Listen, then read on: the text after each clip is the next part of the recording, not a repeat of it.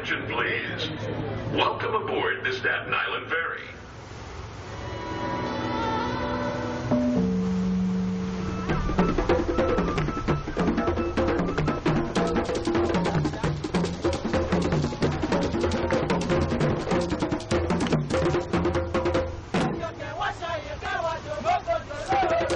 We're on our way to Staten Island to start our first documentary on Liberian youth. Yeah, we don't really know much about Liberia. Like, I don't know where it is. I know it's in Africa, but I don't know where. So it's going to be interesting. So I guess we'll see what we find out.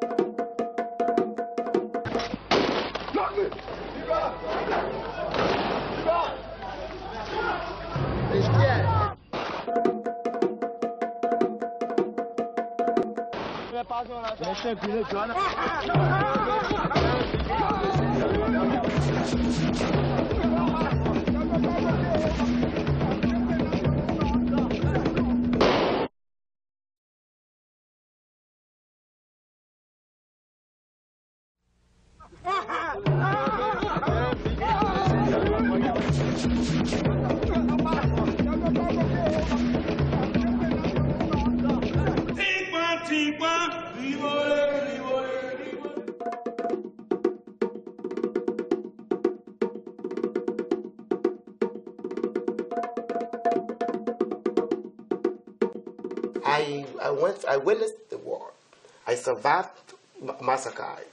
I survived assassination attempt in my own life. I was tortured in the war. I witnessed the execution style killing of my brother simply because he belonged to a tribe. My mom told me that when we was just a little kids and my brother was small, so when the war came, my brother was the first one she born.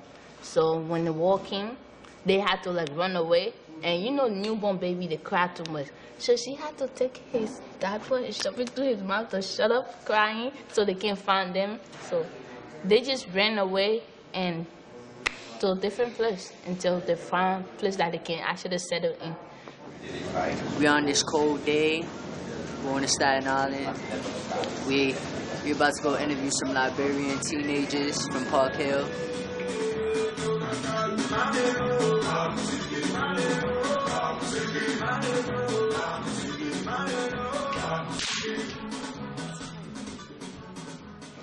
When they see us, then they start making some noise, like saying that we in Africa, we never used to dress, we used to walk bare feet and stuff, but it's not really like that. They were definitely separated at lunch. Like you can tell who the African people were, and they labeled them the Africans. Like, yo, I remember when I used to fight the Africans, or I remember they definitely labeled them the Africans, and it was very much segregated. Like you'd see them walking through the hallway 3 or 4 at a time to be the Liberians. See, you know, like even if they were on the same basketball team, they wouldn't hang out with each other. It was a cultural clash. I mean, kids from here, they thought that kids from Africa have come to take over, invaded their space, you know? And kids from Africa said, no, we are refugees, we're not invading your space, we just want a place to stay. She is the first female principal of a public high school in Staten Island. She is the first African-American female to be principal of a Staten Island high school. And most important, she is the first Liberian born in Liberia to be principal of a high school in the United States. Mrs. Aurelia L. Weeks Curtis.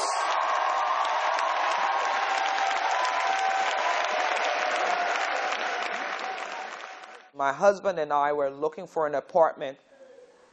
We went to a section of Staten Island where there was a real estate agent who had listed several apartments available. And my husband spoke on the phone. My husband has a very typical American, non-black American accent. So there was no indication that who we were until we got there. And you could see the disappointment on this gentleman's face. And after talking with us for a little while, he said to us, I'll show you where there are some apartments where there are people of your kind. And he directed us back to the Park Hill apartments. And we politely thanked him, and we left. Staten Island, when I came to Staten Island, I think one of the biggest problems I faced was that people saw my color first, and then when I spoke, they heard my accent. And I always saw myself initially as a double minority. I was a black woman. Actually, that's a triple minority. A black woman with an accent.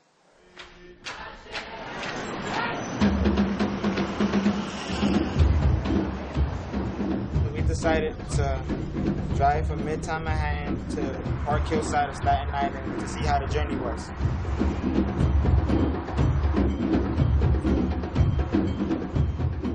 Now we're going to go to the Verrazano Bridge to Staten Island to see some more Liberians.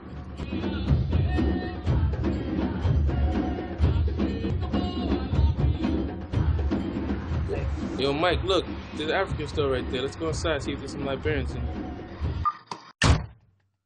I mean, yeah, we know, there's a lot of Liberians here. It's a mixture of Liberians, Nigerians, Ghanaian, basically West Africans and, some black Americans too, because, some black Americans don't consider themselves Africans. They've seen a lot of things where there is no way they could have avoided that war. Right. It was right in front of their face, so they've seen a lot of things that have happened. So most of them came here with that mentality, and they don't let anything go by them. Yes. So if you hear anything about a bad Liberian or something like that, it's probably because of what they've seen and everything. Most of the time they act like, oh, maybe rebels or something like that. But most of them are not like that. But the ones that were really involved in the war, they have a tendency to be like more aggressive. Like, oh, I've been through a lot, and you're not gonna walk over me. Right? I'm gonna have to stand up for myself. Yeah, stand up for and I guess it's just maybe a PTSD or something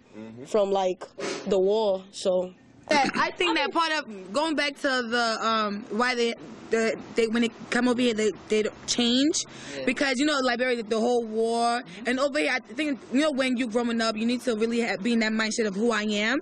So they're not really there yet. So when they get here they adapt to the surroundings. So if they feel like if the bag the what's in is the baggy pants or selling weed or whatever, cursing, fighting. So their mentality once they get here is like brainwashed because they're not really from back home. They don't really have that culture settled in them yet. So when they get over here they adapt to whatever's in their surroundings. Yeah. Girls are like they Americanized, but boys just take it a step further. They're not proud to be. They're not proud to be trying to pretend to be something you're not. Then, you're not proud to be. Then if you call them by an African name, they be like, "Oh, that's not my name. No, that's your name. That's the name your mom gave you. That's your name." When they come here, they don't speak their own language.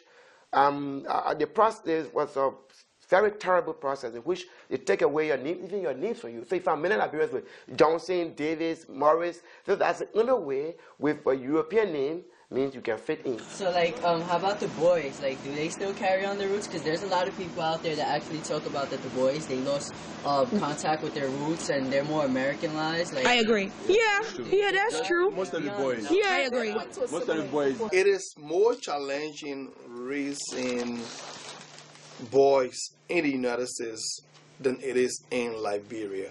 The opportunities that exist here in terms of free time, the way free times are utilized here in the United States, free times are not utilized like that in Liberia. I used to have a problem with the accent because people used to laugh at me and stuff, but I got over it.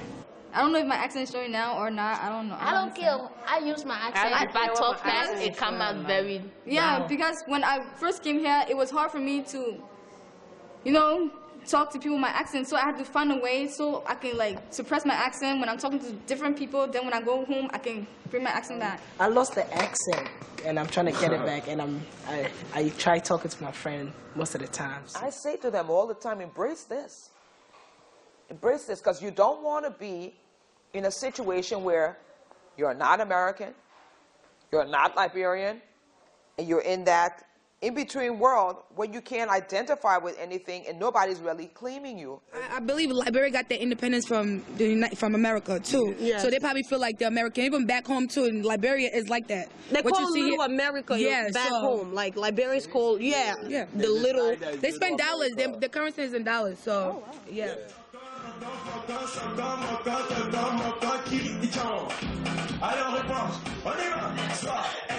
The war really traumatized my family because I have some aunts, I have some internet that said they never want to go back to Liberia just because of the war.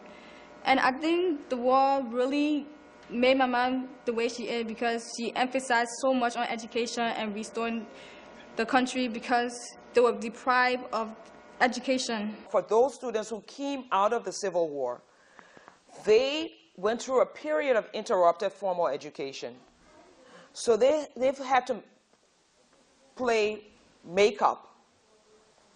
Sometimes at the elementary school level, that makeup occurred. Sometimes it occurred at the intermediate school level. For some of those students, that makeup is still occurring at the high school level. That interrupted formal education is a serious problem for Liberian students and other immigrants.